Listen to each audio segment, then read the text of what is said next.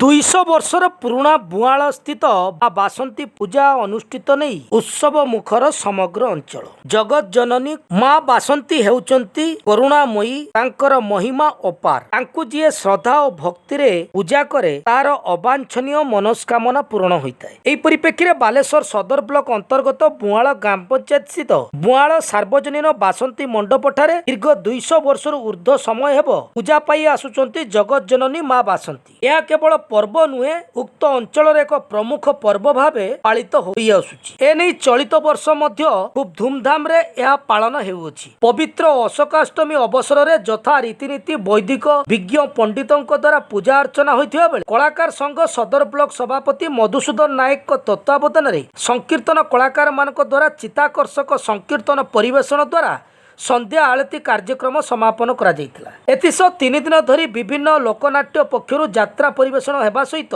दर्शक मेलार भरपूर मजा नहीं पारिबे बोली कमिटी पक्षरु मत व्यक्त करा जाय। पूजा कमिटीर सभापति जयकृष्ण महापात्र, संपादक बलराम महापात्र संपादन रे अनुष्ठित समस्त कार्यक्रम रे वरिष्ठ सदस्य अरविंद स, हरेकृष्ण नाथ, मधुनाथ समेत समस्त सदस्य युवगोष्ठी और अंचलवासी आकुंठ सहयोग क्रमे समस्त कार्यक्रम सुचारू रूपे शांति श्रृंखला सह चालू रही अछि।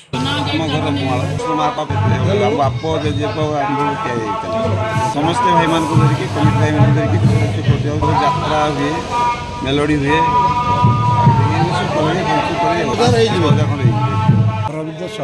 आरंभ 200 आम जेजेबापा अमल आगे बापा जेजेबापा अमल आगे ता चाबा हम कोई पारि बानी घर मोर 72 वर्ष होला आमे काटी पाउते दरकार हम एगुला सब दरकार ए टका भीतर लोक सब यात्रा करबे।